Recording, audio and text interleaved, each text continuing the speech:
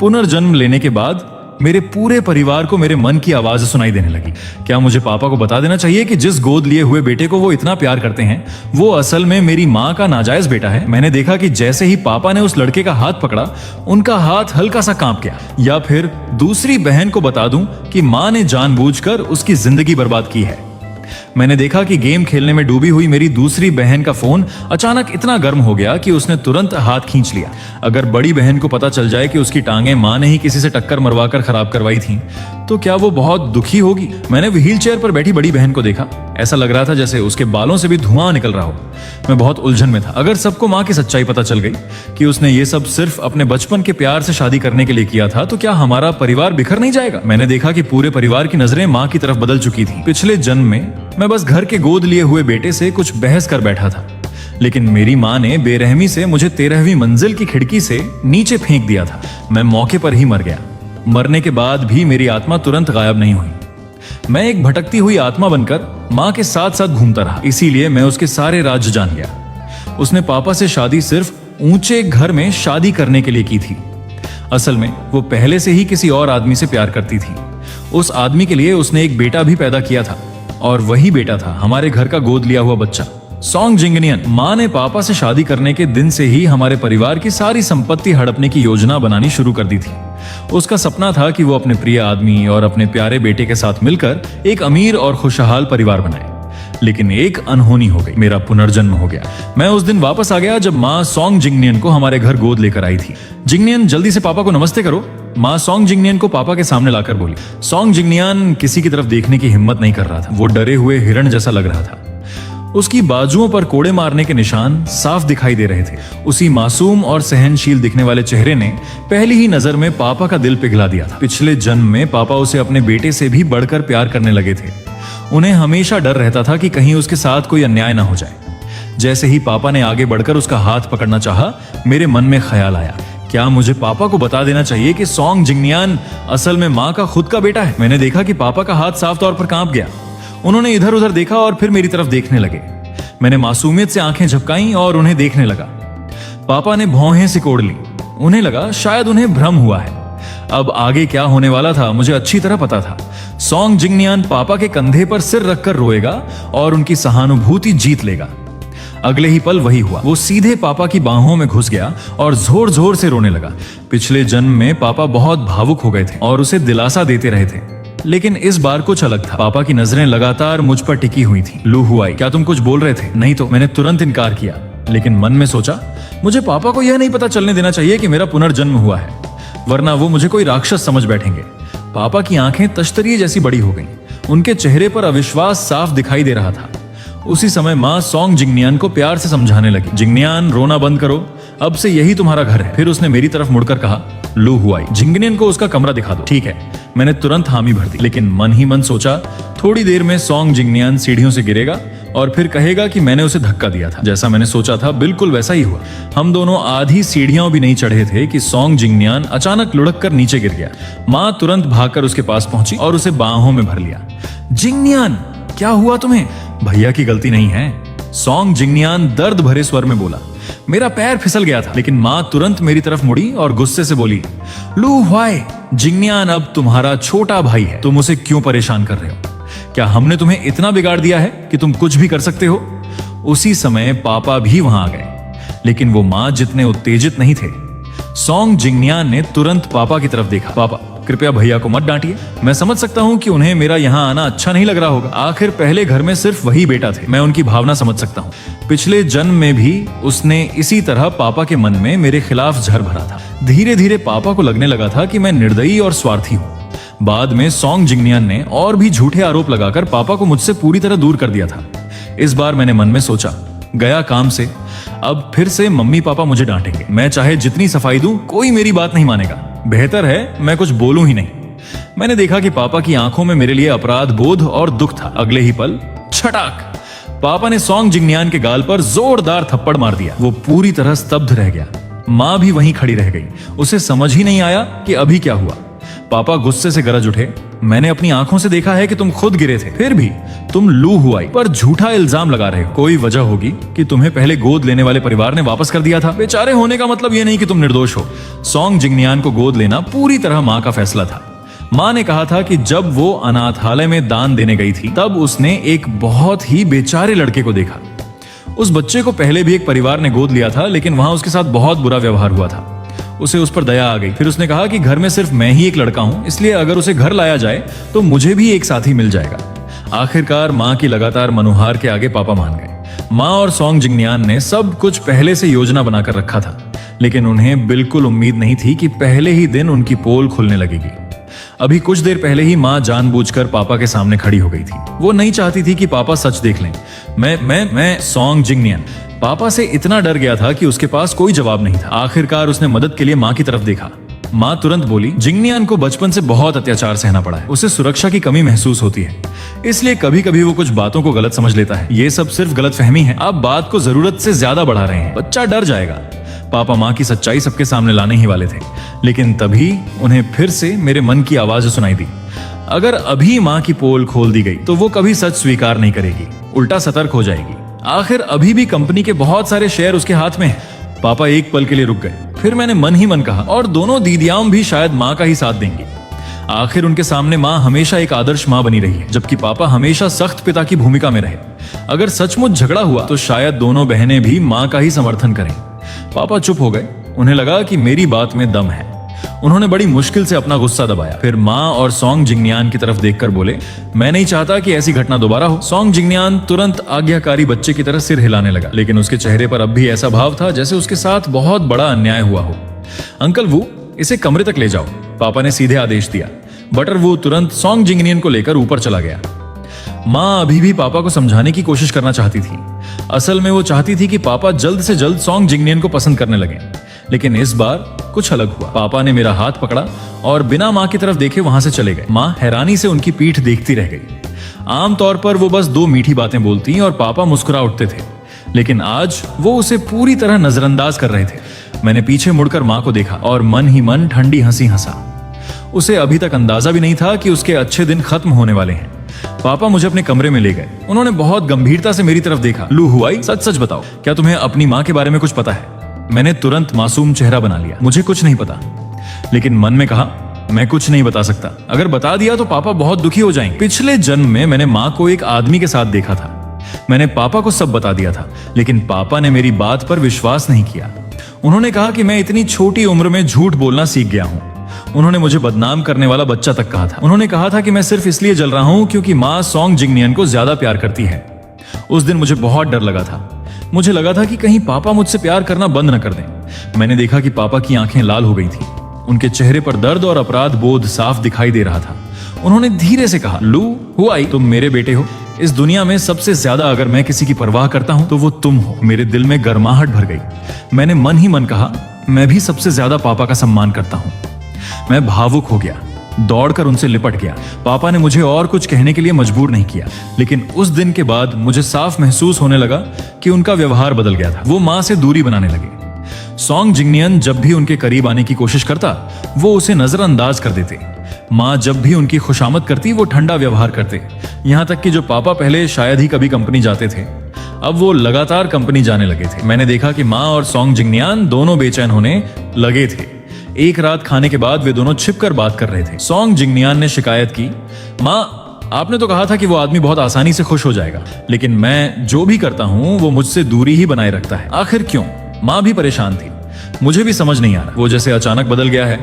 शायद उसकी उम्र बढ़ रही है और स्वभाव चिड़चिड़ा हो गया है। उसे छोड़ो। कल तुम्हारी दूसरी बहन छुट्टियों में घर लौट रही है। उसके पास दिमाग कम है। पहले उसे अपने पक्ष में करो। ठीक है, सॉन्ग जिंगनियान ने तुरंत जवाब दिया। माँ ने उसे याद दिलाया, तुम्हें जल्द से जल्द लू हुआई की जगह लेनी होगी। जब पूरे परिवार का सबसे प्यारा तुम बन जाओगे, तब इस घर की संपत्ति हासिल करना बहुत आसान हो जाएगा और फिर हम तुम्हारे असली पिता को भी यहाँ ला सकेंगे। सॉन्ग जिंगनियान आत्मविश्वास से मुस्कुराया। चिंता मत करो माँ, लू हुआई तो ग्रीन हाउस में पला हुआ कमजोर बच्चा है। वो मेरा मुकाबला नहीं कर सकता। बहुत जल्द पूरा परिवार सिर्फ मुझे महत्व देगा। पिछले जन्म में भी बिल्कुल ऐसा ही हुआ था। मैंने कभी उसे सावधानी नहीं बरती। माँ के बहकावे में आकर मैं उसे अपना सगा भाई मान बैठा था, लेकिन उसने हर जगह मेरे खिलाफ साजिश की। हर बात में मुझे फंसाया और धीरे धीरे पूरे परिवार को यकीन दिला दिया कि मैं संकीर्ण सोच वाला और स्वार्थी हूं। आखिर में पूरे परिवार की नजर में सिर्फ वही महत्वपूर्ण रह गया था, लेकिन इस बार उसकी किस्मत इतनी अच्छी नहीं होने वाली थी। अगले दिन दोपहर में मेरी दूसरी बहन लू मेनग्याओ छुट्टियों में घर वापस आई। वो लगभग 200 पाउंड वजन की थी। उसे व्यायाम करना बिल्कुल पसंद नहीं था। वो सिर्फ जंक फूड खाती थी। पढ़ाई में भी उसका कोई मन नहीं था। दिन भर गेम खेलती रहती थी। यहाँ तक कि जिस यूनिवर्सिटी में वो पढ़ रही थी वो भी परिवार के पैसों से मिली थी। बाहर के लोगों की नजर में वो पूरी तरह निकम्मी थी। बाहर वालों की नजर में मेरी दूसरी बहन बस एक निकम्मी लड़की थी। यहाँ तक कि पापा भी समझ नहीं पाते थे कि वो ऐसी कैसे बन गई। लेकिन असल में जब बड़ी बहन की पढ़ाई और परवरिश पर पूरा ध्यान दिया जा रहा था, तब दूसरी बहन की जिम्मेदारी पूरी तरह माँ के हाथ में थी। माँ हमेशा उससे कहती थी, घर में तुम्हारी बड़ी बहन है, वो सब संभाल लेगी, तुम्हें बस एक बेफिक्र अमीर लड़की बनकर जीना है। धीरे धीरे दूसरी बहन की महत्वाकांक्षा खत्म हो गई। वो दिन भर सिर्फ खाती, खेलती और समय बर्बाद करती रहती थी। दूसरी बहन जैसे ही लू मेनग्याओ घर पहुंची, सॉन्ग जिंगनियन सबसे पहले उसका स्वागत करने दौड़ा। वो उसके कान के पास जाकर धीरे से बोला, मैंने माँ से सुना है कि तुम्हें चिप्स, फ्राइड चिकन, लातियाओ और इंस्टेंट नूडल्स बहुत पसंद है। मैंने ये सब पहले से खरीदकर तुम्हारे कमरे में रख दिया है और तुम्हारी पसंद की कोला भी खरीदी है। लेकिन पापा को मत बताना। मैंने देखा कि दूसरी बहन की आंखों में खुशी चमक उठी। पापा घर में ऐसे खाने की चीजें बिल्कुल नहीं आने देते थे। हर बार घर लौटने पर वो उसकी चीजों की जांच करते थे। इसलिए पहले माँ चोरी छिपे उसके लिए जंक फूड लाती थी।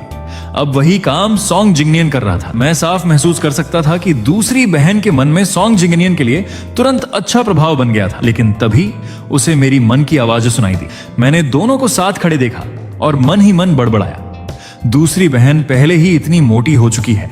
अगर वो ये सब जंक फूड खाती रही तो क्या पूरी जिंदगी मोटी ही नहीं रहेगी? अचानक उसकी मुस्कान जम गई। वो मेरी तरफ घूर कर देखने लगी। आखिर 3 साल के बच्चे भी जानते हैं कि जंक फूड नुकसानदायक होता है, लेकिन उसने कभी सोचा तक नहीं कि माँ और सॉन्ग जिंगनियन उसे जानबूझकर ये सब क्यों खिला रहे हैं। तुम अभी क्या कह रहे थे? दूसरी बहन ने गुस्से में पूछा। मैंने कुछ नहीं कहा, मैंने मासूमियत से जवाब दिया।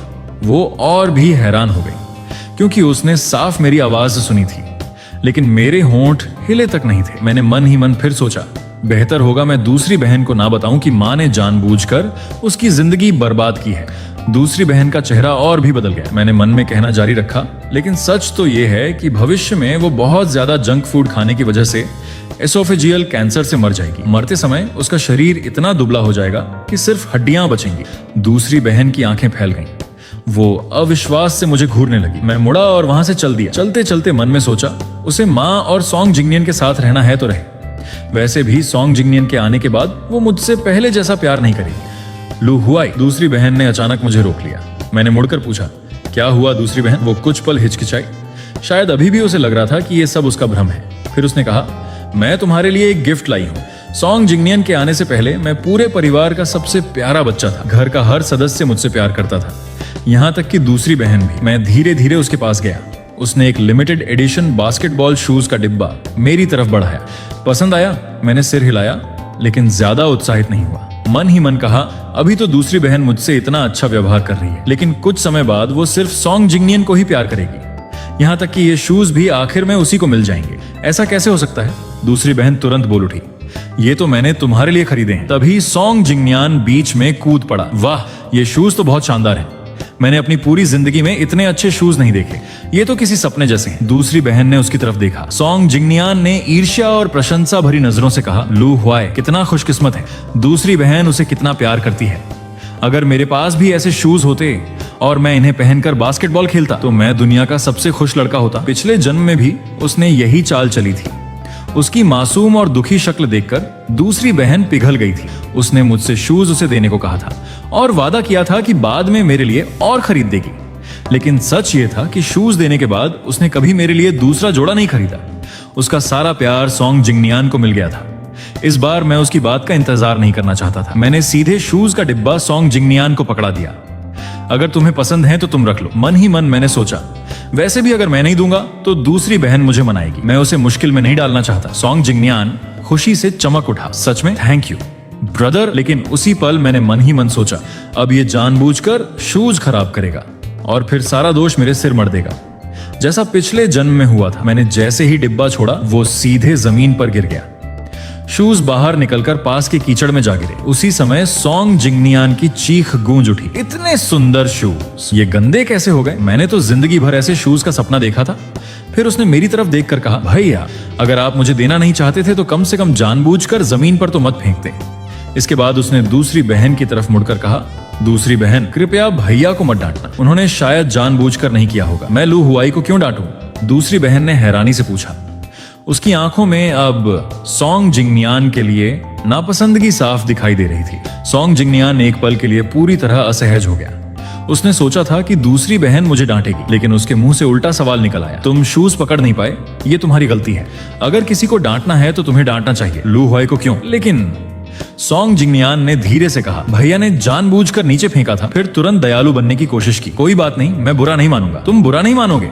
दूसरी बहन गुस्से से फट पड़ी, तुम्हारे पास बुरा मानने का हक ही क्या है? गलती तुम्हारी है, ऊपर से तुम लोगों के बीच फूट डालने की कोशिश कर रहे हो। आखिर तुम्हारा इरादा क्या है? सोंग जिंगनियान का चेहरा लाल पड़ गया, वो कुछ बोल ही नहीं पाया। तुम्हें हमारे घर किसने बुलाया था? दूसरी बहन गुस्से से चिल्लाई, अभी यहाँ से निकल जाओ, जहां से आए हो वहीं वापस जाओ, हमारा परिवार तुम्हारा स्वागत नहीं करता। इतना कहकर वो सचमुच सोंग जिंगनियान को बाहर खींचने लगी। सोंग जिंगनियान डर के मारे जोर जोर से चिल्लाने लगा।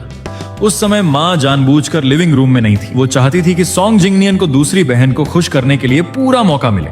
पापा भी कंपनी गए हुए थे, लेकिन शोर सुनते ही माँ तुरंत बाहर आ गई। ये क्या हो रहा है? माँ ने गुस्से में पूछा। लूमेन ग्याओ, तुम अपने छोटे भाई के साथ ऐसा व्यवहार कैसे कर सकती हो? दूसरी बहन तुरंत माँ पर बरस पड़ी।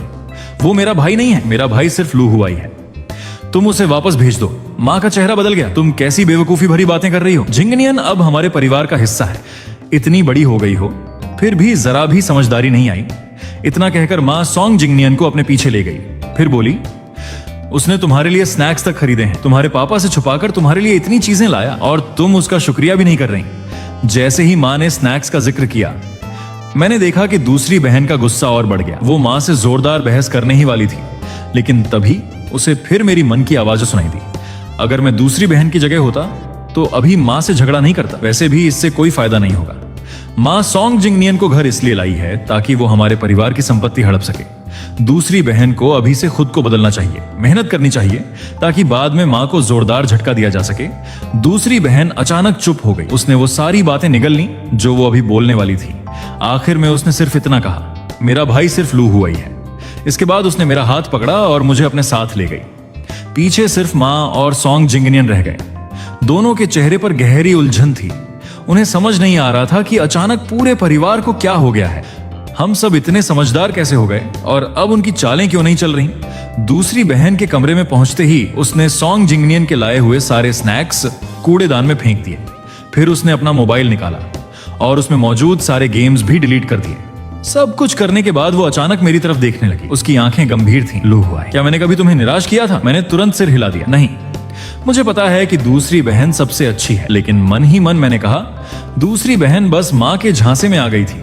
असल में वो बहुत होशियार है। भविष्य में वो जरूर एक बहुत सफल इंसान बनेगी। दूसरी बहन की आंखें नम हो गईं। वो हल्का सा मुस्कुराई, फिर बोली, लू हुआई, मैं वादा करती हूँ आज के बाद मैं मेहनत करूंगी। मैं एक बेहतरीन इंसान बनूंगी और कभी किसी को तुम्हें परेशान नहीं करने दूंगी। मैंने जोर से सिर हिलाया। दूसरी बहन के घर लौटने के बाद सबसे पहला काम था हॉस्पिटल जाकर फुल बॉडी चेकअप करवाना। उसने एक पर्सनल ट्रेनर भी रखा और वेट लॉस प्लान बनवाया। सिर्फ वेट लॉस ही नहीं, उसने फिर से किताबें उठाई, प्राइवेट ट्यूटर्स रखे और प्राइमरी स्कूल से दोबारा पढ़ाई शुरू की। पूरा विंटर वेकेशन उसने पढ़ने और एक्सरसाइज करने में बिताया। माँ और सोंग जिंगनियान दोनों हैरान रह गए। उन्होंने कुछ भी नहीं किया था, फिर भी सोंग जिंगनियान के घर आने के बाद पापा और दूसरी बहन दोनों पूरी तरह बदल गए थे। पहले पापा शायद ही कभी कंपनी जाते थे। कंपनी का लगभग पूरा नियंत्रण माँ के हाथ में था। वो धीरे धीरे डायरेक्टर्स और शेयर होल्डर्स का भरोसा जीत चुकी थी। बस थोड़ा सा और कंपनी की असली ताकत उसके हाथ में आ जाती। लेकिन अब पापा रोज कंपनी जाने लगे थे। जिन शेयर होल्डर्स और एग्जीक्यूटिव्स का समर्थन माँ को मिलने वाला था, वो फिर से पापा के पक्ष में खड़े हो गए। माँ गुस्से से पागल होने लगी। कुछ दिनों बाद मैंने फिर माँ और सोंग जिंगनियान को चोरी छिपे बात करते सुना। इस बार माँ के स्वर में नाराजगी साफ थी। आखिर तुम्हें हुआ क्या है? मैंने तुम्हें घर भेजा था ताकि तुम सबको अपने पक्ष में कर सको, लेकिन तुमने सब कुछ और खराब कर दिया। मेरा प्लान पूरी तरह पटरी से उतर रहा है। मुझे अभी भी तुम्हारे असली पिता को यहाँ लाना है। सोंग जिंगनियान की आंखों में आंसू आ गए। मुझे भी समझ नहीं आ रहा। मैं तो वही सब कर रहा हूँ जो आपने सिखाया था, लेकिन कोई मेरी बातों पर विश्वास ही नहीं कर रहा। माँ भी समझ नहीं पा रही थी कि गलती कहाँ हुई। आखिरकार उसने झुंझला कर कहा, छोड़ो, जल्द ही तुम्हारी बड़ी बहन घर लौटने वाली है। वो मुझ पर सबसे ज्यादा भरोसा करती है और सबसे ज्यादा मेरा एहसान मानती है। बाकी सब बेकार है। इस परिवार की असली उत्तराधिकारी वही है। सोंग जिंगनियान ने तुरंत कहा, इस बार मैं जरूर सफल होऊंगा। मैं बड़ी बहन को जरूर अपने पक्ष में कर लूंगा। लेकिन उसके दिल में गुस्सा भी था। उसे हमेशा लगता था कि वो हर मामले में मुझसे बेहतर है, लोगों को खुश करना जानता है, अच्छा व्यवहार करना जानता है। फिर भी पूरा परिवार उससे प्यार क्यों नहीं कर रहा? पिछले जन्म में जब माँ ने मुझे छत से नीचे फेंका था, तब सोंग जिंगनियान मेरे सामने खड़ा होकर मेरा मजाक उड़ा रहा था। उसने कहा था, मैंने सिर्फ एक उंगली हिलाई और तुमने सब कुछ खो दिया। मेरी मौत के बाद शुरू में पापा और मेरी दोनों बहनें बहुत दुखी थीं, लेकिन ज्यादा समय नहीं लगा। सोंग जिंगनियान ने अपनी मीठी बातों से उन्हें भी अपने पक्ष में कर लिया। फिर कुछ ही समय बाद माँ और सोंग जिंगनियान ने पूरे परिवार को बर्बाद कर दिया। पिछले जन्म की सारी बातें याद करके मैंने दांत भींच लिए। इस बार उन्हें उनके कर्मों की सजा जरूर मिलेगी। नए साल से लगभग एक हफ्ता पहले मेरी बड़ी बहन लू वैनशिंग विदेश से वापस लौटी। 6 महीने पहले उसकी कार का ब्रेक फेल हो गया था और उसका बहुत भयानक एक्सीडेंट हुआ था। उस दिन मैं और पापा विदेश यात्रा पर थे। दूसरी बहन घर में गेम खेल रही थी। माँ सबसे पहले एक्सीडेंट साइट पर पहुंची थी। कहा जाता है कि उस दिन बहुत तेज बारिश हो रही थी। सड़कें टूट चुकी थी। एम्बुलेंस समय पर नहीं पहुंच सकी। माँ ने बड़ी बहन को अपनी पीठ पर उठाया और कई किलोमीटर पैदल चलकर उसे एम्बुलेंस तक पहुंचाया। रास्ते में किसी राहगीर ने उसकी तस्वीरें भी खींच ली थी। पूरा समाज माँ के प्रेम और त्याग की तारीफ कर रहा था और हमारे परिवार का उसके प्रति सम्मान और भी बढ़ गया था। लेकिन सच कुछ और था। वो एक्सीडेंट खुद माँ ने करवाया था, क्योंकि बड़ी बहन परिवार की उत्तराधिकारी थी। माँ चाहती थी कि वो जल्दी रास्ते से हट जाए। अगर बड़ी बहन मर जाती और दूसरी बहन निकम्मी बनी रहती तो परिवार में सिर्फ मैं बचता और माँ को लगता था कि मुझे नियंत्रित करना बहुत आसान होगा। फिर सोंग जिंगनियान मेरी जगह ले लेता और अंत में पूरा लू फैमिली बिजनेस उन्हीं के हाथ में चला जाता। लेकिन माँ की योजना में एक गलती हो गई। एक्सीडेंट के बाद बड़ी बहन नहीं मरी। माँ असल में उसे बचाना भी नहीं चाहती थी, लेकिन राहगीरों ने उसकी तस्वीरें ले ली थी, इसलिए उसे मजबूरी में एक आदर्श माँ का नाटक करना पड़ा। बड़ी बहन की जान तो बच गई, लेकिन उसकी दोनों टांगें हमेशा के लिए अपाहिज हो गईं। माँ ने बड़ी बहन को विदेश जाकर इलाज कराने की सलाह दी थी। उसने कहा था कि वहाँ की मेडिकल टेक्नोलॉजी ज्यादा एडवांस्ड है और इससे उसकी रिकवरी की संभावना बढ़ जाएगी। माँ ने खुद उसके लिए सबसे अच्छे प्राइवेट हॉस्पिटल का इंतजाम भी किया। लेकिन नतीजा क्या हुआ? पूरे 6 महीने बीत गए, फिर भी बड़ी बहन की टांगों में जरा भी सुधार नहीं आया। बड़ी बहन, आप आखिरकार वापस आ गईं। सोंग जिंगनियान तुरंत उसके सामने भागकर पहुंचा। उसके चेहरे पर चमकती हुई मुस्कान थी। मैं हमेशा आपसे मिलना चाहता था। माँ हमेशा आपकी तारीफ करती थी, कहती थी कि आप समझदार, खूबसूरत और बहुत शानदार इंसान हैं। लेकिन सच कहूँ तो आप मेरी कल्पना से भी ज्यादा खूबसूरत हैं। अपनी टांगों के अपाहिज हो जाने के बाद बड़ी बहन का आत्मविश्वास लगभग टूट चुका था। वो लोगों से मिलना भी पसंद नहीं करती थी। यहाँ तक कि कुछ समय तक मैं और पापा उससे मिलने विदेश जाते थे, लेकिन वो हमें भी वापस भेज देती थी। वो किसी से नहीं मिलना चाहती थी, सिर्फ माँ को छोड़कर। धीरे धीरे हमने भी उससे मिलना कम कर दिया। इसलिए सोंग जिंगनियान का इतना उत्साह देखकर बड़ी बहन थोड़ी असहज हो गई, लेकिन उसकी गर्मजोशी को पूरी तरह ठुकरा भी नहीं सकी। बड़ी बहन, इतनी लंबी फ्लाइट के बाद आप थक गई होंगी, मैं आपके कंधे दबा देता हूँ। इतना कहकर वो तुरंत उसके पीछे जाकर मसाज करने लगा। आराम मिल रहा है? आपके वापस आने की खबर मिलते ही मैंने मसाज सीखना शुरू कर दिया था। टीचर ने मुझे यह भी सिखाया कि पैरों की मसाज कैसे की जाती है ताकि ब्लड सर्कुलेशन बेहतर हो। अब जब आप वापस आ गई हैं, मैं रोज आपकी मसाज किया करूंगा, ठीक है? मैंने देखा कि बड़ी बहन थोड़ी असहज थी, लेकिन आखिर में उसने उसकी मदद स्वीकार कर ली। इस बार मैंने कोई मन की बात नहीं कही। उसे अभी खुश रहने दो। आखिर जितना ऊंचा कोई चढ़ता है, गिरने पर उतना ही ज्यादा दर्द होता है। अगर उन्हें थोड़ी मिठास ही नहीं मिलेगी तो बाद में वो बुरी तरह टूटेंगे कैसे? उस दिन के बाद सोंग जिंगनियान बहुत जल्दी बड़ी बहन का भरोसा जीतने लगा। पहले जो खुद को लेकर असुरक्षित महसूस कर रहा था, अब वो मोर की तरह इतराने लगा। घर में उसकी मौजूदगी और भी बढ़ गई। माँ भी बहुत खुश थी। उसने इतने साल मेहनत करके अपने बेटे को तैयार किया था। उसे पूरा भरोसा था कि सोंग जिंगनियान किसी भी हालत में मुझसे कम नहीं हो सकता। इसीलिए उन्होंने अपनी अगली बड़ी चाल चलने का फैसला किया। सोंग जिंगनियान का 15वां बर्थडे न्यू ईयर से 2 दिन पहले आने वाला था। माँ ने तय किया कि घर में उसके लिए एक भव्य बर्थडे पार्टी रखी जाएगी। सभी रिश्तेदारों और करीबी दोस्तों को बुलाया गया। असल में ये पार्टी सिर्फ बर्थडे नहीं थी, ये सोंग जिंगनियान को पूरे समाज के सामने आधिकारिक रूप से हमारे परिवार का सदस्य घोषित करने की तैयारी थी। पापा इसके खिलाफ थे। अब उन्हें सोंग जिंगनियान बिल्कुल पसंद नहीं था, बल्कि उनके मन में उसके लिए गहरी नफरत थी। आखिर कौन आदमी खुशी खुशी अपनी पत्नी के नाजायज बेटे को पालना चाहेगा। लेकिन ताकि माँ को शक न हो, उन्होंने विरोध नहीं किया। हालांकि बर्थडे पार्टी की तैयारी में उन्होंने बिल्कुल हिस्सा नहीं लिया। सारी जिम्मेदारी माँ को सौंप दी। उन्हें सॉन्ग जिंगनियन को देखना तक पसंद नहीं था। माँ तो यही चाहती थी।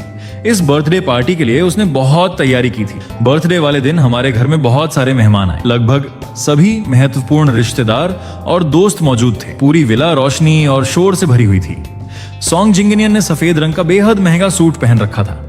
वो माँ के साथ साथ घूम रहा था और माँ हर किसी को बड़े गर्व से उसका परिचय करा रही थी। पापा ये सब सह नहीं पाए। उन्होंने किसी काम का बहाना बनाया और सीधे अपने कमरे में चले गए।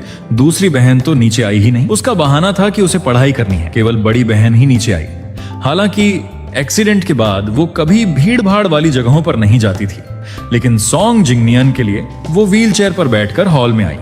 कुछ देर तक सॉन्ग जिंगनियन माँ के साथ मेहमानों से मिलता रहा। फिर वो मेरे पास आया। मैं उस समय डेजर्ट एरिया में अकेला कुछ खा रहा था।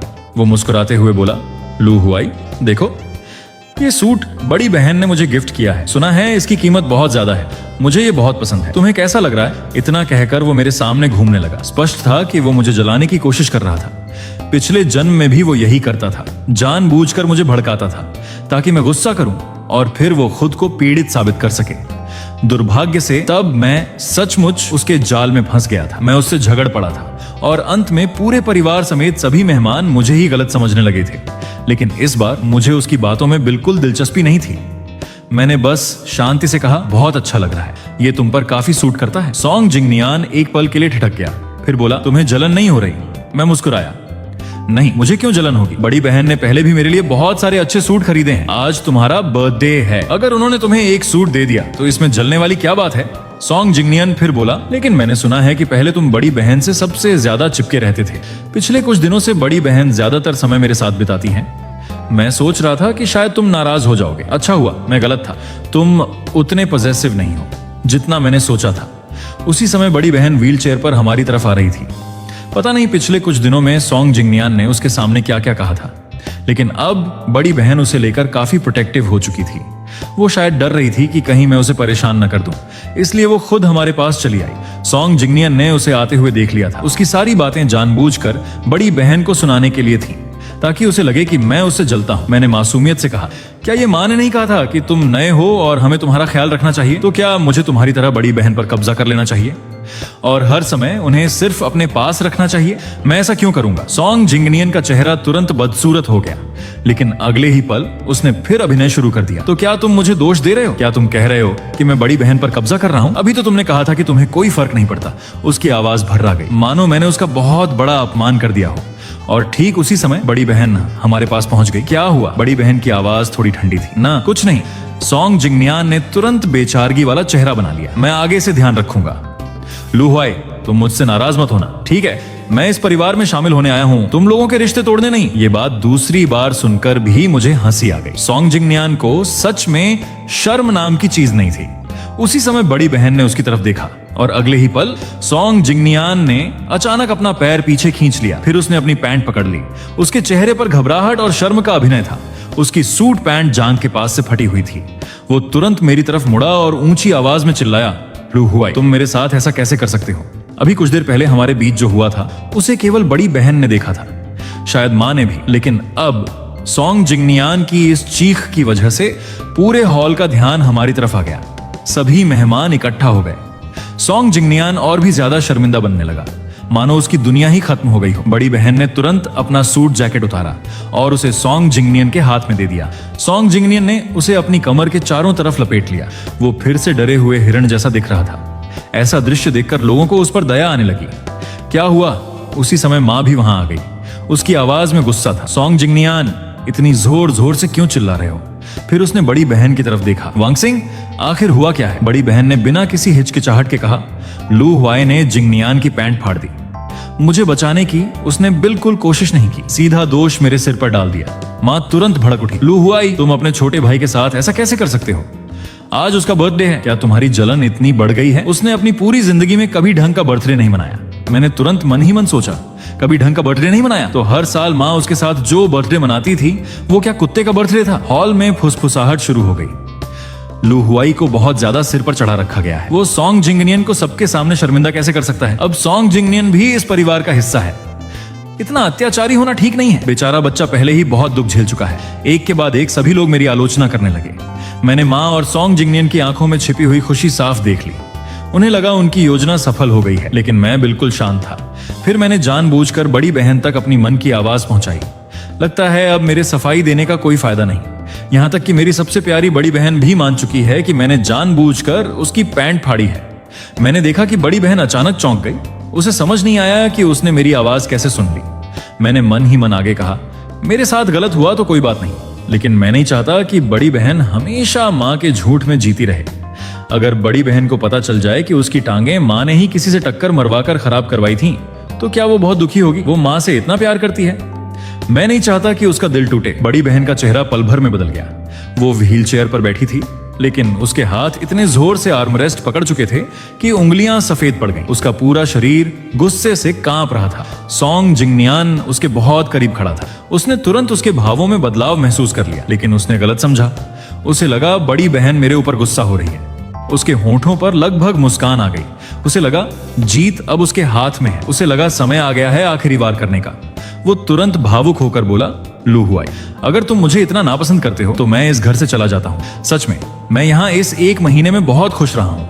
मुझे पापा मिले, माँ मिली, 2 बहनें मिली और एक छोटा भाई भी। मैं इससे ज्यादा कुछ नहीं मांग सकता। लेकिन अगर मेरी वजह से लू हुआई दुखी है तो चाहे मुझे ये घर कितना भी पसंद हो, मैं यहाँ कभी खुश नहीं रह पाऊंगा।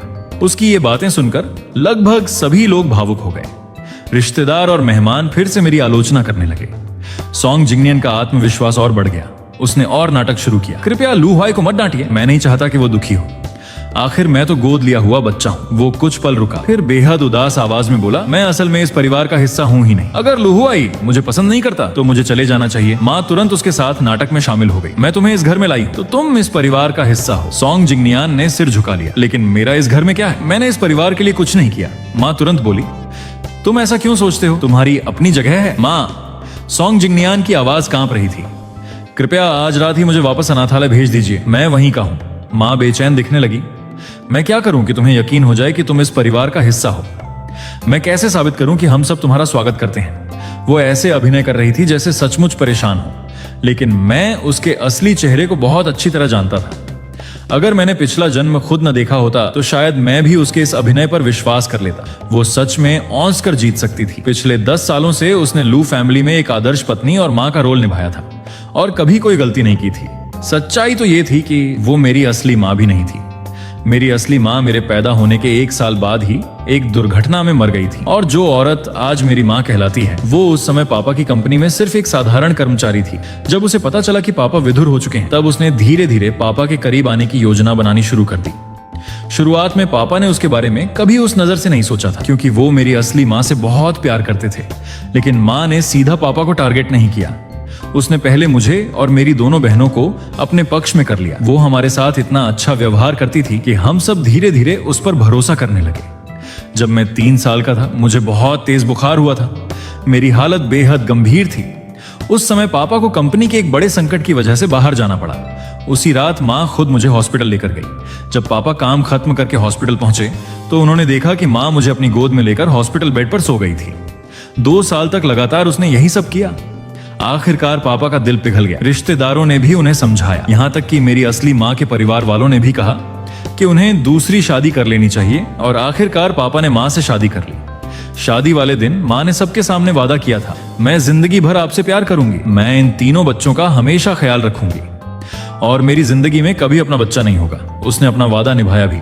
शादी के बाद उसने कभी दूसरा बच्चा पैदा नहीं किया। एक समय पापा खुद चाहते थे कि उनका और माँ का एक बच्चा हो, ताकि माँ का भी अपना खून इस परिवार में हो, लेकिन माँ ने मना कर दिया। उसने कहा, ये तीनों बच्चे ही मेरे अपने बच्चे हैं, मुझे और कुछ नहीं चाहिए। उसकी बात सुनकर पापा और भी ज्यादा उससे प्यार करने लगे। धीरे धीरे मैं और मेरी दोनों बहनें भी उसे माँ कहने लगे।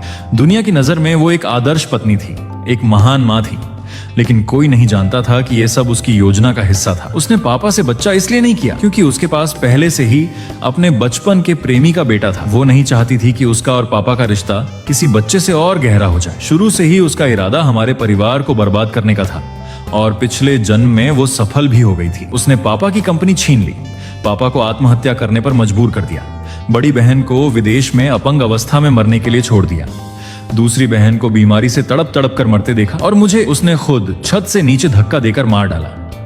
उसके बाद वो अपने बचपन के प्रेमी और सॉन्ग जिंगनियन के साथ हमारे परिवार की सारी संपत्ति पर राज करने लगी। उसी समय हॉल में किसी ने अचानक आवाज लगाई, इस समस्या का हल तो बहुत आसान है। अगर सॉन्ग जिंगनियन को इस परिवार में अपनी जगह को लेकर असुरक्षा है तो उसे लू ग्रुप के शेयर्स दे दीजिए। एक बार उसके पास शेयर्स आ गए फिर कौन कहेगा कि वो इस परिवार का हिस्सा नहीं है। वो आदमी माँ का खरीदा हुआ था। सॉन्ग जिंगनियन तुरंत सिर हिलाने लगा, नहीं नहीं, मैं शेयर्स नहीं ले सकता, मैं सच में नहीं ले सकता। उसने फिर वही दयालु और त्यागी बच्चे वाला अभिनय शुरू कर दिया। पिछले जन्म में उसे शेयर्स पापा ने दिए थे, उन्हें उस पर दया आ गई थी, इसलिए उन्होंने लू ग्रुप के 10% शेयर्स उसे दे दिए थे। उस समय पापा के पास कुल 30% शेयर्स थे। 10% देने के बाद उनके पास सिर्फ 20% बचे थे। 20% शेयर्स बड़ी बहन के पास थे, 20% माँ के पास और बाकी 30% अलग अलग शेयर होल्डर्स के पास। बाद में माँ ने अपने 20% और सॉन्ग जिंगनियन के 10% शेयर्स का इस्तेमाल किया। फिर बाकी शेयर होल्डर से भी शेयर्स खरीद लिए और एक जाल बिछाकर बड़ी बहन के 10% शेयर्स भी हथिया लिए। इस तरह वो लू ग्रुप की सबसे बड़ी शेयर होल्डर बन गई थी। लेकिन इस बार पापा वहां मौजूद नहीं थे, इसलिए माँ ने अपनी नजर बड़ी बहन पर डाली। उसने नरम आवाज में कहा, वानक सिंह, माँ ने कभी तुमसे कुछ नहीं मांगा। तुम जानती हो कि मेरे शेयर्स सिर्फ इसलिए हैं ताकि मैं तुम्हारे पापा की कंपनी के काम में मदद कर सकूं। तुम अभी इलाज करवा रही हो और कंपनी नहीं जा रही, तो फिलहाल अपने 10% शेयर्स जिंगनियन को दे दो, बाद में माँ तुम्हें वापस दिला देगी। माँ को पूरा भरोसा था कि बड़ी बहन मना नहीं करेगी। अभी कुछ मिनट पहले ही तो उसने सॉन्ग जिंगनियन की रक्षा करने के लिए सबके सामने मुझे दोषी ठहराया था। माँ को लगा कि अब बड़ी बहन उसकी मुट्ठी में है, लेकिन उसे एक बात का पता नहीं था। पापा और दूसरी बहन नीचे आ चुके थे। शायद बटलर वू ने उन्हें सब बता दिया था। उन्हें डर था कि कहीं मुझे नुकसान न हो जाए। और उसी समय पूरा परिवार फिर मेरी मन की आवाज सुनने लगा। अगर बड़ी बहन ने सॉन्ग जिंगनियन को शेयर्स दे दिए तो माँ हमारे परिवार की संपत्ति हथियाने के एक कदम और करीब पहुंच जाएगी। असल में बड़ी बहन की टांगें ठीक हो सकती थी, लेकिन माँ ने कभी उसका सही इलाज करवाया ही नहीं। विदेश वाले डॉक्टर्स भी उसी ने जानबूझकर चुने थे। मैं सच में बहुत उलझन में हूँ। अगर सबको पता चल जाए कि माँ ने ये सब सिर्फ अपने बचपन के प्रेमी के लिए किया तो क्या हमारा परिवार टूट नहीं जाएगा? मैंने देखा इस बार पूरे परिवार की नजरें माँ पर बदल चुकी थीं। बड़ी बहन का गुस्सा इतना बढ़ गया था कि ऐसा लग रहा था जैसे उसके बालों से धुआं निकल रहा हो। लेकिन सॉन्ग जिंगनियन अभी भी अभिनय कर रहा था। माँ, मैं शेयर्स नहीं ले सकता, ये बड़ी बहन के हैं, मैं इतना स्वार्थी नहीं हूँ। इतना कहकर उसने बड़ी बहन का हाथ पकड़ने की कोशिश की, लेकिन अगले ही पल धड़ाम, बड़ी बहन ने उसे इतनी जोर से धक्का दिया कि वो सीधा जमीन पर जा गिरा। पूरा हॉल सन्न रह गया, यहाँ तक कि सॉन्ग जिंगनियन भी दर्द भूल गया। उसे समझ ही नहीं आया कि अभी क्या हुआ। माँ सबसे पहले संभली। उसके चेहरे पर अविश्वास साफ दिखाई दे रहा था। लू वान शिंग, तुम क्या कर रही हो? तुम जिंगनियन के साथ ऐसा कैसे कर सकती हो? क्या तुमने कोई दवा गलत खा ली है? बड़ी बहन ने ठंडी हंसी हंसी। उसकी आंखों में माँ के लिए इतनी नफरत थी कि मानो वो उसे टुकड़े टुकड़े कर देना चाहती हो। मैं तुरंत उसके पास गया और उसका हाथ पकड़ लिया। मन ही मन मैंने सोचा, अभी बड़ी बहन के पास कोई सबूत नहीं है। अगर वो अभी माँ पर आरोप लगाएगी तो कोई विश्वास नहीं करेगा। उल्टा सबको लगेगा कि पूरा परिवार सॉन्ग जिंगनियन को परेशान कर रहा है। माँ और सॉन्ग जिंगनियन जैसे लोगों के लिए हमें अपनी प्रतिष्ठा खराब नहीं करनी चाहिए। मैंने देखा कि बड़ी बहन खुद को शांत करने की कोशिश कर रही थी। फिर उसने अचानक कहा, घर में सिक्योरिटी कैमरा लगे हुए हैं, बस सीसीटीवी फुटेज देख लेते हैं, तब पता चल जाएगा कि सॉन्ग जिंगनियन सच बोल रहा है या नहीं। माँ का चेहरा तुरंत बदल गया, वो घबरा गई। सीसीटीवी देखने की क्या जरूरत है? लेकिन बड़ी बहन ने उसकी बात का जवाब तक नहीं दिया। माँ तुरंत बटलर वू की तरफ मुड़ी। कोई सीसीटीवी नहीं चलेगा, इस घर में मेरी बात अंतिम है। तभी पापा की ठंडी आवाज पूरे हॉल में गूंज उठी, वूशू, सीसीटीवी चला अभी। जी सर। बटलर वू तुरंत कंट्रोल रूम की तरफ भागा। सॉन्ग जिंगनियन का चेहरा पीला पड़ चुका था। उसने घबराकर माँ की तरफ देखा। माँ भी बेचैन हो चुकी थी, लेकिन अब बहुत देर हो चुकी थी। अचानक सॉन्ग जिंगनियन जमीन से उठा और जोर जोर से चिल्लाने लगा, अगर बड़ी बहन भी मुझे पसंद नहीं करती, अगर पूरा परिवार मुझे नापसंद करता है तो मैं चला जाता हूं, मैं अभी चला जाता हूं। लेकिन बड़ी बहन की आवाज बुराज उससे भी ज्यादा ठंडी थी। जब तक मेरे छोटे भाई की बेगुनाही साबित नहीं हो जाती, कोई भी यहां से नहीं जाएगा। भले ही बड़ी बहन व्हील चेयर पर बैठी थी, लेकिन उसकी मौजूदगी किसी रानी से कम नहीं थी। आखिर पापा ने उसे बचपन से परिवार का उत्तराधिकारी बनाया था। कुछ समय के लिए एक्सीडेंट ने उसे तोड़ दिया था, लेकिन उसकी असली ताकत अभी भी बाकी थी। सॉन्ग जिंगनियन तुरंत चुप हो गया। माँ ने भी कई बार कुछ बोलने की कोशिश की, लेकिन आखिर में चुप रह गई। कुछ मिनट बाद सीसीटीवी फुटेज चला दिया गया। पूरे हॉल की नजरें बड़ी स्क्रीन पर टिक गईं और फिर सच्चाई सबके सामने आ गई। सबने साफ साफ देखा, सॉन्ग जिंगनियन ने खुद अपनी पैंट फाड़ी थी और फिर पूरा दोष मेरे ऊपर डाल दिया था। पूरा हॉल सन्न रह गया। कुछ सेकंड पहले जो लोग मुझे डांट रहे थे, अब वही लोग सॉन्ग जिंगनियान को घूर रहे थे। सॉन्ग जिंगनियान का चेहरा पूरी तरह सफेद पड़ चुका था। इतने लोगों के सामने उसकी पोल खुल चुकी थी। इस बार चाहे उसकी चमड़ी कितनी भी मोटी क्यों ना हो, वो शर्म से मरने वाला था। पापा ने एक पल भी बर्बाद नहीं किया। इसे घर से बाहर निकालो, मैं इसे दोबारा कभी नहीं देखना चाहता। नहीं, सॉन्ग जिंगनियन चीख पड़ा, मैं नहीं जाऊंगा। वो पूरी तरह टूट चुका था। आखिर अभी अभी तो उसने आलीशान कमरा पाया था, अभी अभी उसे लू फैमिली यंग मास्टर का दर्जा मिला था। वो ये सब छोड़ना नहीं चाहता था। सच कहें तो इन सालों में माँ को हमेशा डर था कि कहीं उसका राज न खुल जाए, इसलिए उसने सॉन्ग जिंगनियान और उसके असली पिता को ज्यादा पैसा नहीं दिया था। अब पहली बार सॉन्ग जिंगनियान असली अमीरों जैसी जिंदगी जी रहा था और वो उसे खोना नहीं चाहता था। वो घुटनों के बल गिर पड़ा। पापा, कृपया मुझे एक मौका और दीजिए, मैं दोबारा ऐसा कभी नहीं करूंगा। कृपया मुझे मत निकालिए। वो जोर जोर से रोने लगा। अगर सबने अभी उसकी सच्चाई अपनी आंखों से न देखी होती तो शायद फिर से उसके झांसे में आ जाते, लेकिन इस बार कोई नहीं पिघला। पापा ने उसकी तरफ देखा तक नहीं। इसे बाहर निकालो, मैं नहीं चाहता कि ये इस घर को और गंदा करे। सॉन्ग जिंगनियन तुरंत माँ की तरफ मुड़ा। माँ मुझे बचाइए। लेकिन माँ ने उससे भी तेजी से अपना पल्ला झाड़ लिया। उसे समझ आ चुका था कि सॉन्ग जिंगनियन अब किसी काम का नहीं रहा। मैंने कभी नहीं सोचा था कि तुम ऐसे इंसान हो। मैंने तुम्हें गलत समझा। मैं अभी तुम्हें वापस भेजती हूँ। फिर वो पापा की तरफ मुड़ी। मैं सच कह रही हूँ, मुझे बिल्कुल नहीं पता था कि वो ऐसा है। मैं भी उसके धोखे में आ गई थी। पापा हल्का सा मुस्कुराए, लेकिन उनकी मुस्कान में सिर्फ उपहास था। अब उनकी नजर में माँ एक मस्खरे से ज्यादा कुछ नहीं थी। माँ को लगा कि पापा सिर्फ गुस्से में है। उसे अब भी अपने ऊपर पूरा भरोसा था। फिर उसने सॉन्ग जिंगनियन का हाथ पकड़ा और उसे लेकर हॉल से बाहर चली गई।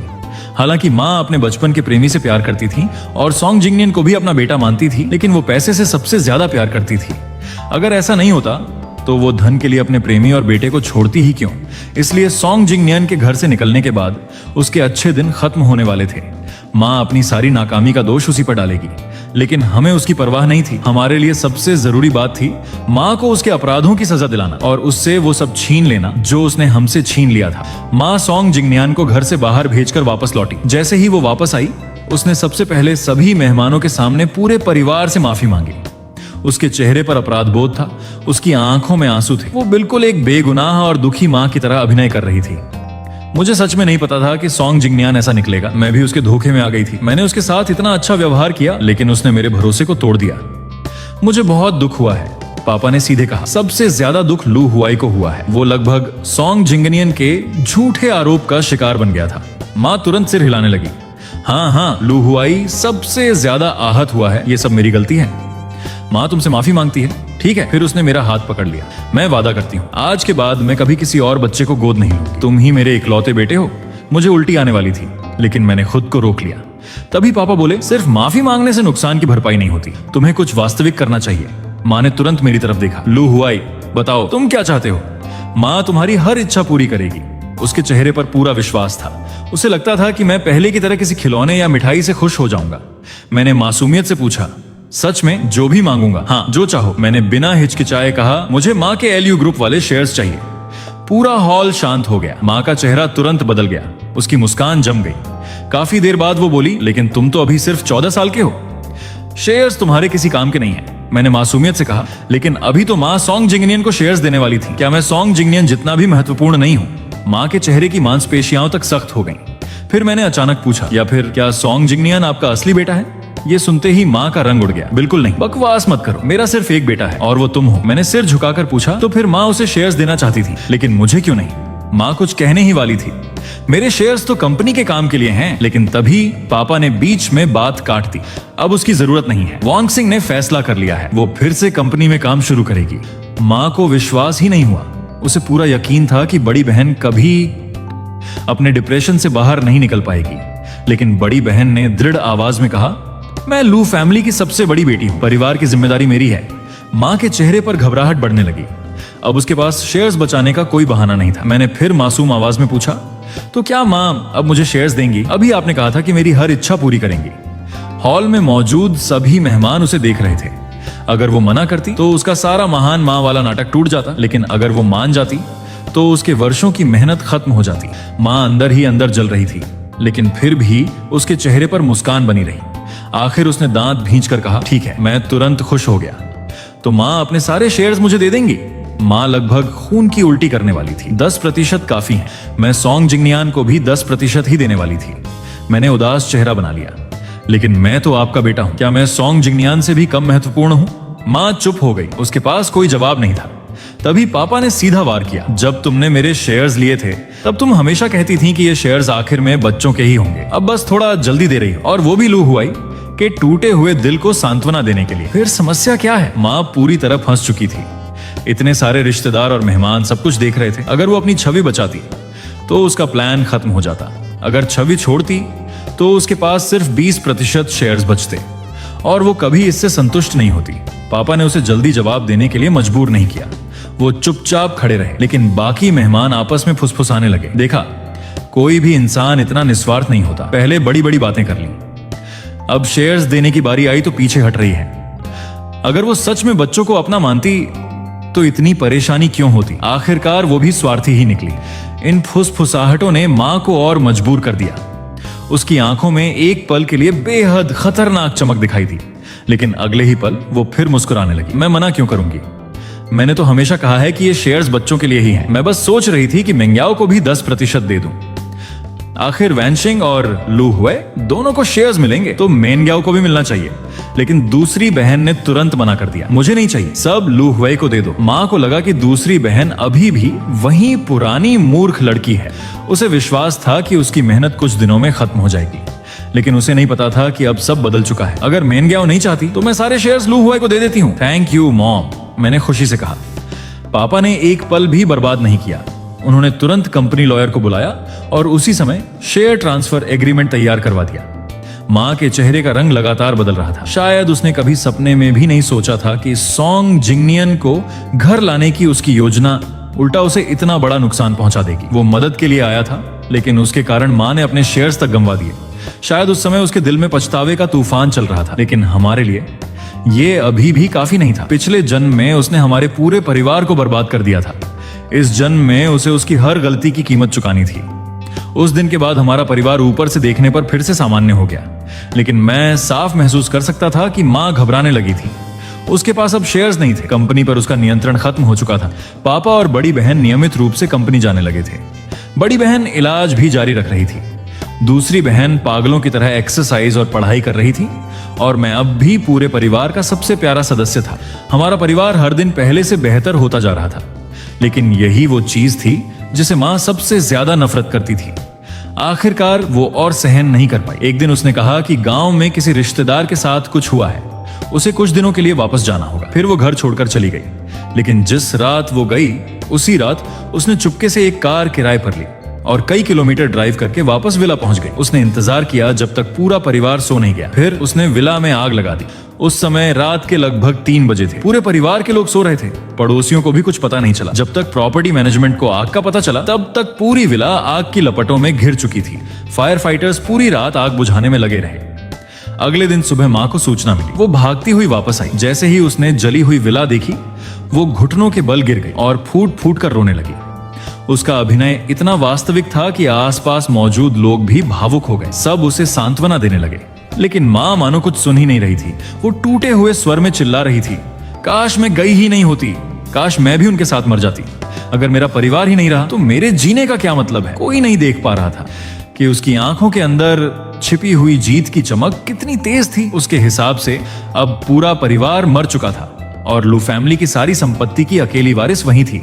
लेकिन तभी माँ, मैंने उसके पीछे से आवाज लगाई। माँ का शरीर अचानक कांप उठा। उसे लगा शायद उसने गलत सुना है। तभी दूसरी आवाज आई, पत्नी। इस बार पापा बोल रहे थे। माँ धीरे धीरे पीछे मुड़ी और अगले ही पल उसका चेहरा पूरी तरह सफेद पड़ गया, क्योंकि हम सब उसके पीछे खड़े थे, पूरी तरह सुरक्षित, पूरी तरह जिंदा। माँ के पैर जवाब दे गए। वो सीधे जमीन पर बैठ गई। उसकी आंखों में डर था। तुम लोग, क्या तुम भूत बन गए हो? पापा ने भौहें सिकोड़ दी। भूत? हम बिल्कुल ठीक हैं, मैंने मासूमियत से कहा। कल हम लोग समुद्र घूमने गए थे, अभी अभी वापस लौटे हैं। तुम लोग घर पर नहीं थे। माँ की आंखें फटी रह गईं। उसकी सारी योजना एक पल में बर्बाद हो चुकी थी। उसके भीतर का गुस्सा अब नियंत्रण से बाहर हो रहा था। उसकी आंखों में हत्या की इच्छा साफ दिखाई दे रही थी, लेकिन उसने खुद को संभाला। नहीं, तुम लोग ठीक हो, बस यही काफी है, मैंने भोलेपन से पूछा। लेकिन हमारा घर इस हालत में कैसे पहुंच गया? माँ की नजरें इधर उधर भटकने लगीं। वो बहाना ढूंढ रही थी। तभी मैंने कहा, ओह हाँ, कुछ दिन पहले मैंने गेट के पास कुछ हिडन कैमरों लगवाए थे। मैं सीसीटीवी फुटेज देख लेता हूँ, शायद पता चल जाए कि आग कैसे लगी। इतना कहकर मैंने मोबाइल निकाल लिया। माँ का चेहरा पूरी तरह बदल गया। वो घबराकर जमीन से उठी और अचानक मेरा मोबाइल छीन लिया, फिर पूरी ताकत से उसे जमीन पर पटक दिया। धड़ाम, मोबाइल टुकड़ों में टूट गया। सभी लोग उसे घूरने लगे। माँ को भी एहसास हो गया कि उसने बहुत बड़ी गलती कर दी है। वो तुरंत मुस्कुराने लगी। तुम सब ठीक हो ना? बाकी कुछ मायने नहीं रखता, हमारा परिवार साथ है, बस यही काफी है। पापा ने उसकी आंखों में सीधे देखते हुए कहा, हमारा परिवार तो साथ है, लेकिन अब तुम इसका हिस्सा नहीं हो। माँ का चेहरा जम गया। क्या मतलब? पति, आप क्या कह रहे हैं? पापा की आवाज बर्फ जैसी ठंडी थी। जो कुछ तुमने किया है तुम उसे सबसे बेहतर जानती हो। सारे सबूत मैं पुलिस को दे चुका हूं। अब तुम कानून की सजा भुगतने के लिए तैयार रहो। माँ पागलों की तरह सिर हिलाने लगी। नहीं, मुझे कुछ नहीं पता, मैंने कुछ नहीं किया। पापा ने कहा, कल रात विला में आग लगाते हुए तुम्हारा वीडियो हमारे पास है, और देखो पुलिस भी आ चुकी है। माँ ने पीछे देखा। कई पुलिस ऑफिसर्स वहां खड़े थे। वो डर के मारे भागने लगी, लेकिन कुछ ही सेकंड में पकड़ ली गई। उसे जमीन पर दबोच लिया गया, हथकड़ी लगा दी गई। उसे पुलिस कार तक घसीटा जाने लगा। वो हिस्ट्रिकल होकर चिल्ला रही थी, तुम लोगों को कैसे पता चला? आखिर कैसे? मैंने सब कुछ बिल्कुल परफेक्ट किया था। तुम्हें सच कैसे पता चला? उसे समझ ही नहीं आया कि उसकी सबसे बड़ी गलती मैं था। उसने कभी कल्पना भी नहीं की थी कि उसका शिकार पुनर्जन्म लेकर वापस आ जाएगा। आखिरकार उसे जेल भेज दिया गया, क्योंकि आग में कोई मरा नहीं था, इसलिए उसे 10 साल की सजा सुनाई गई। कुछ समय बाद मैं उससे मिलने जेल गया। मुझे देखते ही वो बेहद उत्साहित हो गई। लू हुआ। मुझे पता था तुम अभी भी माँ से प्यार करते हो। जब मैं जेल से बाहर आऊंगी, मैं तुम्हें एम्यूजमेंट पार्क ले जाऊंगी, तुम्हारे लिए बहुत सारा स्वादिष्ट खाना खरीदूंगी। मैंने उसकी बात बीच में ही काट दी। मैं तुमसे प्यार नहीं करता। मुझे उसकी बातें सुनकर घिन आ रही थी। माँ का चेहरा बदल गया। अगर प्यार नहीं करते तो यहाँ क्यों आए हो? तुम मुझे देखने आए हो, क्योंकि तुम मुझे भूल नहीं पाए हो, है ना? मैं मुस्कुराया, लेकिन उस मुस्कान में बिल्कुल भी गर्माहट नहीं थी। नहीं, मैं तुम्हारा मजाक उड़ाने आया हूं। माँ की आंखों में डर दिखाई दिया। ऐसी मुस्कान किसी 15 साल के लड़के के चेहरे पर नहीं होनी चाहिए थी। तुम कौन हो? तुम लू हुआ ही नहीं हो। मैं मुस्कुराया। मैं ही हूं, बस उतना सरल नहीं जितना तुम सोचती हो। फिर मैंने धीरे धीरे कहा, माँ, तुम जानना चाहती हो ना कि इतनी सारी योजनाओं के बाद भी तुम क्यों हार गई? माँ की आंखें चमक उठी। क्यों? मैंने एक एक शब्द साफ बोलते हुए कहा, क्योंकि भगवान हर बुरे इंसान को सजा देता है, वरना मुझे पुनर्जन्म का मौका क्यों मिलता? माँ गुस्से से पागल हो गई। उसे लगा मैं उसका मजाक उड़ा रहा हूं। वो उठकर मुझे मारने ही वाली थी, लेकिन गार्ड्स ने उसे तुरंत दबा दिया। मैं उसकी हालत देखकर बहुत खुश हुआ। फिर मैंने कहा, माँ, आखिर हम इतने साल माँ बेटे रहे, इसलिए जाने से पहले मैं तुम्हें एक गिफ्ट देना चाहता हूँ। माँ मुझे घूरने लगी। मैं मुस्कुराया और फिर अपना आखिरी वार किया। सॉन्ग जिंगनियान तुम्हारा असली बेटा नहीं है। माँ की आंखें फैल गईं। क्या? मैंने कहा, जब तुमने बच्चे को जन्म दिया था, तुम्हारे प्यारे बचपन के प्रेमी ने बच्चे बदल दिए थे। तुम्हारा असली बेटा कहीं और बड़ा हुआ है, और तुम इतने साल किसी और के बच्चे को पालती रही। सोचो कितना मजेदार है। उस समय पापा तुम्हारे साथ अपना बच्चा चाहते थे, लेकिन तुमने मना कर दिया। अब सोचो तुम कितनी दयनीय हो। असंभव, ये असंभव है। माँ हिस्टेरिकल हो गई, लेकिन उसके चेहरे से साफ था कि उसके दिल में शक पैदा हो चुका था। मैं मुस्कुराया। जब जेल से बाहर आओ तब खुद जाकर सच्चाई पता कर लेना। मुझे यकीन है वो नजारा बहुत मजेदार होगा। इसके बाद जो भी हुआ वो अब मेरी चिंता का विषय नहीं था। माँ अपने बचपन के प्रेमी से बदला लेगी या नहीं, सॉन्ग जिंगनियान के साथ क्या करेगी, मुझे कोई फर्क नहीं पड़ता। जरूरत पड़ी तो मैं दूर बैठकर उसका तमाशा देख लूंगा। मैं जेल से बाहर निकला। आसमान साफ था, धूप चमक रही थी। मैंने गहरी सांस ली और दिल से मुस्कुराया। अब समय आ गया था उस पारिवारिक प्यार और गर्माहट का आनंद लेने का जो पिछले जन्म में मुझसे छिन